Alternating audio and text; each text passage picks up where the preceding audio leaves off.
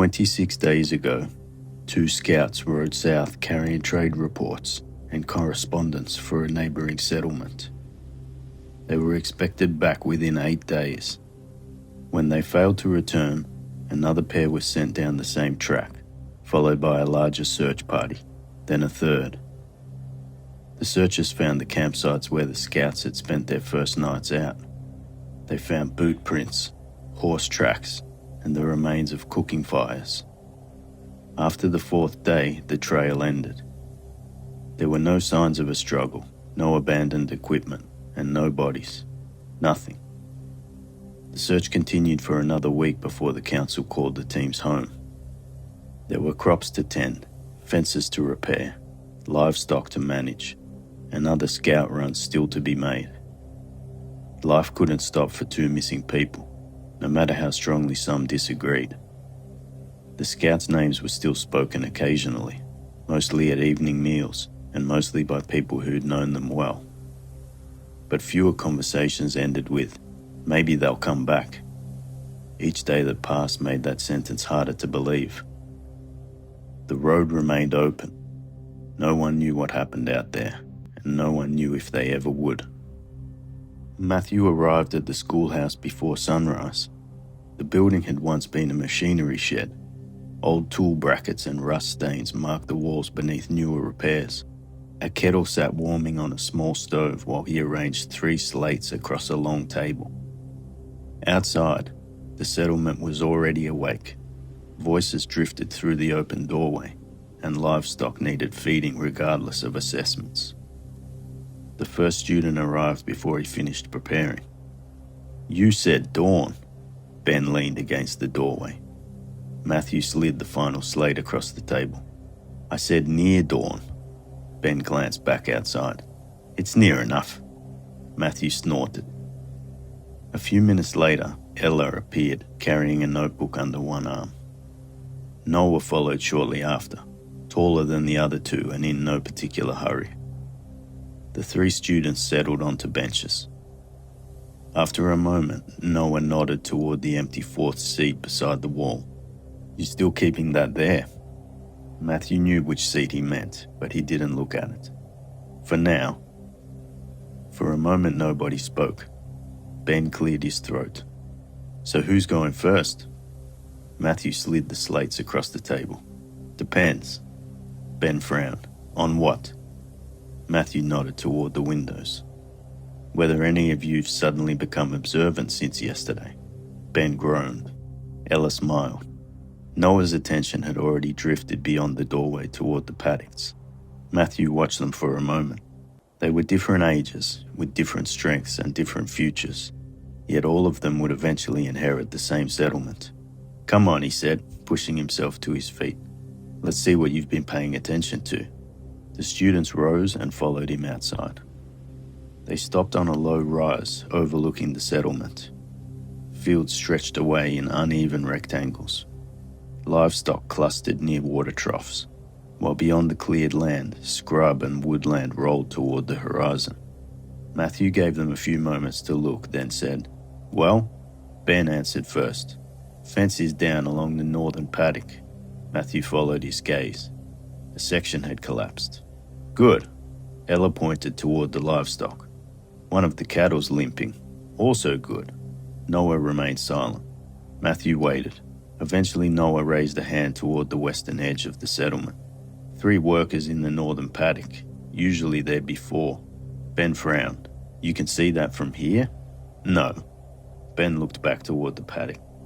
"Then how'd you know?" Noah pointed toward the fields. "The wagon's still there." The others followed his gesture.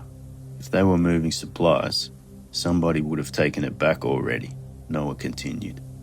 "The ditch hasn't been cleared either." Ben looked back toward the paddock. "So?" Noah shrugged. "So either they're short-handed or they're prioritizing something else." Ben frowned. "I didn't notice any of that." Noah glanced at him.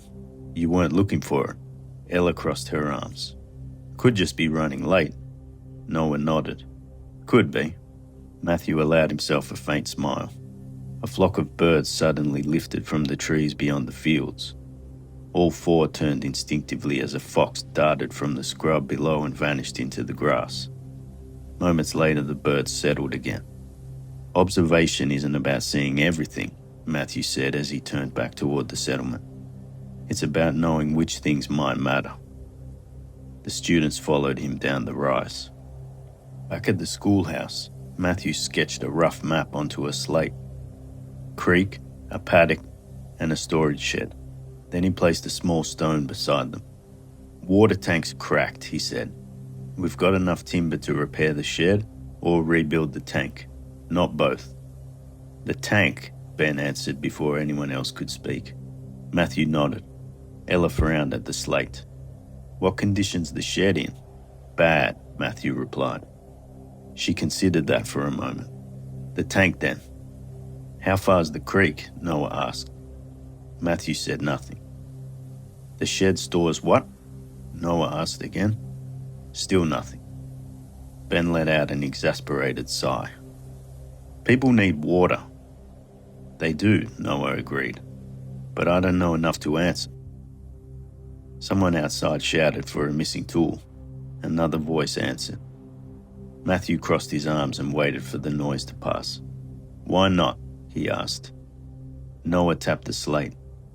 If it's not far to the creek, maybe we can manage for a while. If the shed stores seed grain, losing it could hurt more than the tank. He looked up from the map. Or maybe not, Ben frowned. So which one do you pick? Noah hesitated. I don't know. That answer seemed to irritate Ben more than any argument could have. That's not an answer. Noah shrugged. It's the only honest one I've got. Matthew wiped part of the map away with his sleeve and said, Most important decisions aren't made with all the information you'd like. Sometimes you've got to make do with what you've got. Noah nodded. You spend a lot of time looking for more information, Matthew said. Usually helps, Noah replied. Matthew shrugged. Usually. He rested the slate against the table. And if there isn't any? For a moment, Noah didn't answer. Outside, someone shouted to a work crew beyond the schoolhouse. Finally, he shrugged. Then somebody has to choose. Matthew studied him for a moment, then turned the slate over. A line ran between two circles. Settlement to settlement, he said. 4 days' walk. 3 water points. 1 known shelter. Ben immediately traced the shortest route with his finger, as a pair of workers crossed the doorway carrying timber. 3 days if you push hard. Maybe, Matthew replied. His answer earned a nod from Ella. Leave before sunrise, she said. Travel longer, get there faster. Across the table, Noah traced the route with 1 finger. Neither Matthew nor Noah spoke for a moment. Ben eventually looked up. What? You arrive faster, Noah said. That's the point. No, Noah shook his head. The point is arriving. Matthew leaned back in his chair. Ben frowned. Same thing. Noah tapped the second water point. What if it's dry? Ben shrugged. Then use the third. Noah looked up. What if someone already has? Ella pointed toward the shelter marked on the map. That's why it's there. Unless it's occupied. Ben threw up his hands. You always do this. Noah glanced up. Do what? Find another thing to worry about. A slight smile touched Noah's face. The road already has 5. I'm just noticing them. For a moment, nobody spoke. Outside, a wagon rattled past the schoolhouse. Matthew looked down at the map. Who do you take with you? Ben answered immediately. Strongest person available. Ella nodded. After a pause, Noah said, Someone who can travel. Someone who makes different mistakes than me. Matthew's eyes narrowed slightly. The answer lingered. Ben frowned. What does that even mean? Noah shrugged. If I miss something, maybe they don't. You reckon something's always gonna go wrong. Noah glanced back at the route. Something usually does. For a moment, nobody spoke. Then Matthew leaned forward slightly. Would you ever leave the track? Ben answered before anyone else could. No. Ella considered it. If the track became dangerous, Matthew nodded once and looked to Noah. If I found something more important than where I was going. Matthew didn't respond immediately. Outside, the wagon rattled past the schoolhouse again. What would be more important? Ben asked. Noah traced the track with one finger. I don't know. He looked up. That's why you'd investigate it. Ben stared at him. That's exactly what I mean. Ella laughed. Matthew looked down at the map. Maybe, he said. Ben frowned. You would? Matthew took a little longer to answer than usual. I'd like to think I wouldn't. The room was quiet for a moment again. Then Noah tapped the slate. That's easy to say before you're standing there. Nobody argued with that. After a moment, Ben broke the silence. You planning for success? Noah shook his head. No, I'm planning for when something goes wrong. Nobody mentioned the missing scouts. Nobody needed to. The empty space in the conversation felt close enough already. Matthew wiped the slate clean again. New situation. The students waited. A scout doesn't return. Ben groaned. It's always scouts. A faint smile crossed Matthew's face. Last year it was a collapsed bridge. Bridge was easier, Ben replied. Ella shifted in her chair. Bridge couldn't walk away. That earned a reluctant nod from Ben. Outside, the settlement carried on with its usual noise. Inside, the room seemed a little smaller. Ben spoke first. You send people after them? Matthew nodded. Immediately, Ella added. How many? Matthew asked. As many as you can spare, replied Ella. Matthew scratched a mark onto the slate and asked her, And if they don't find anything? Ben frowned. How can they not find anything? Matthew looked up. It happens, he replied. Lost? Ella asked. Matthew nodded once. Maybe. Thrown from a horse? Ella asked again. Maybe, Matthew repeated. Ben folded his arms. That's not much of a scenario. A faint smile touched Matthew's face. The searchers think they may have left the track. Livestock bellowed outside as someone began swearing. Why would they do that? Ben asked. Matthew shrugged. That's part of the problem. Nobody spoke for a moment. Then Ella looked back at the slate. So what do you do? Matthew turned the chalk between his fingers. That's what I'm asking. Ben answered first. They keep looking. Ella frowned. For how long? As long as it takes, Ben replied. Matthew turned to Ella. She hesitated. A week. Why a week? Matthew asked. Ella shrugged. I don't know. Long enough. Ben snorted. That's not an answer. Ella looked at him. You got a better one? No, Ben replied. Then stop complaining, she said with a smirk. Matthew made another mark. Noah remained quiet. Ben noticed. You disagree? No, Noah said. Ben folded his arms. You always disagree. Noah ignored him. If somebody's missing, you search. Matthew gave a small nod. Good, but for how long? Longer than Ella, Noah said immediately. That drew a few smiles. Noah's attention settled on the marks carved into the slate. I don't know. After a moment, he added, but eventually the search becomes the problem. Nobody spoke. Outside, a dog barked somewhere beyond the schoolhouse. Ella broke the silence. What does that mean? It means every person looking for one missing scout isn't doing something else. Matthew watched the three of them carefully. Food still has to be grown, Noah continued. Routes still have to be travelled. Other people still need help. Ben looked down at the table. So you just stop? Noah shook his head and said, No. You stop when searching costs more than not knowing. The room was quiet again. Matthew watched him and asked, You'd call them back then? Noah's eyes settled on the marks scratched into the slate. Outside, a dog barked somewhere beyond the schoolhouse. Eventually, Matthew waited. Noah shook his head. I'd hate to be the one who had to make that call. Nobody spoke. Matthew offered no comment. He started rubbing the marks from the slate with his sleeve. Ben still looked unhappy. I'd keep looking. Noah didn't argue. Matthew continued wiping the slate clean. The afternoon light had shifted by the time Matthew put the slate down. For a moment nobody spoke. Then he nodded toward the door. That's enough. Ben blinked. That's it? For today? I thought there'd be more. There always is. Ben frowned, trying to decide whether that answer was helpful. It wasn't. Ella gathered her notebook and stood.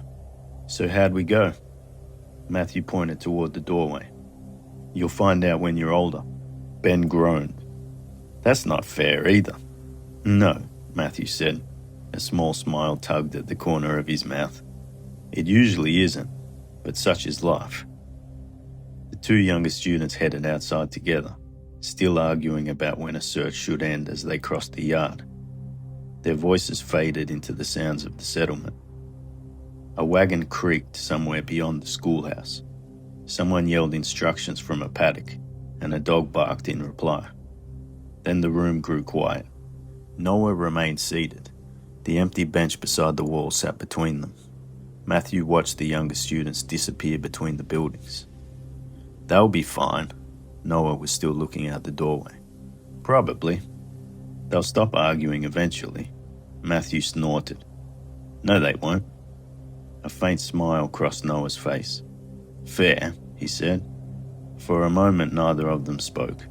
Then Matthew reached for a fresh sheet of paper. Noah waited. Neither seemed in a hurry to begin. Matthew uncapped his pen but didn't write.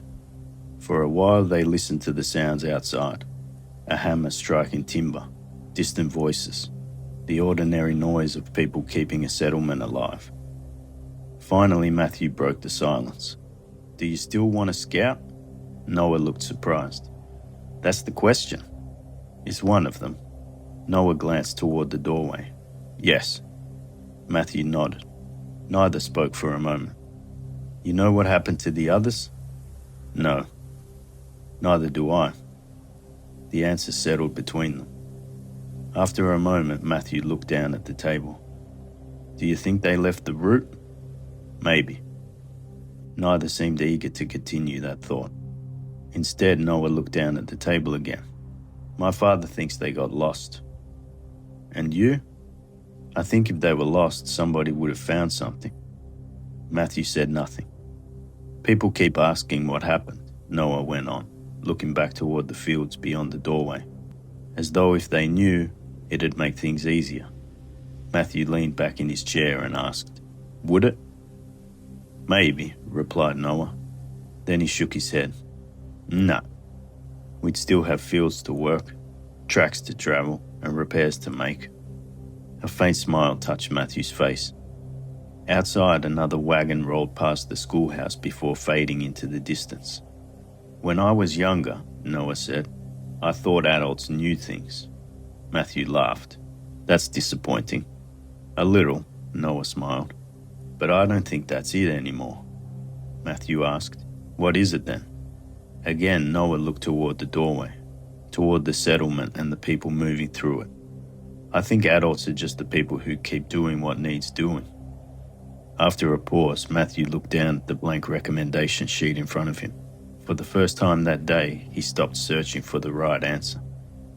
When Noah finally left, the schoolhouse felt larger. Matthew watched him cross the yard toward the workshops. Nobody had told him where to go. He already knew. After a moment, Matthew looked down at the recommendation sheet.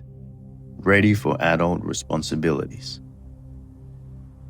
He signed his name beneath the assessment and set the paper aside. Outside, workers moved timber between buildings while children crossed the yard. Nearby, someone was repairing a wagon wheel. The settlement carried on as it always had. By tomorrow, Noah would no longer be considered a student. Nothing visible would change. He'd wake up in the same settlement and walk the same roads, but after today, more would be expected of him. A while later, a council runner stopped at the doorway. "Anything?" Matthew asked. "Nothing," said the runner. Matthew nodded. No tracks, no equipment, no sightings. The runner moved on. Matthew looked toward the southern road. 26 days. Long enough that people had stopped expecting answers, but not long enough to stop wondering. For a moment, the missing scouts drifted back into his thoughts. Then a goat snorted as it walked by outside, and the thought slipped away. There was still work to do. The next morning, Matthew saw Noah near the eastern gate. A small trade party was getting ready to leave. Pack animals stood waiting beneath the pale morning light while travelers checked straps, counted supplies, and exchanged last-minute instructions. Noah wasn't leading. He wasn't expected to yet, but he was there all the same, listening, watching, and carrying his share of the load. Matthew stopped for a moment beside the road. Noah noticed him and raised a hand. Matthew returned the gesture. Neither spoke. There was nothing left to say. Beyond the gate, the road disappeared into open country. It was the same road other scouts had travelled, the same road the missing pair had taken almost a month earlier. A team leader called for departure and the travellers began moving. Noah fell into step beside them. Matthew watched the party disappear into the distance. The missing scouts were gone, but the road remained open. And somewhere between those two truths, civilization tried to endure.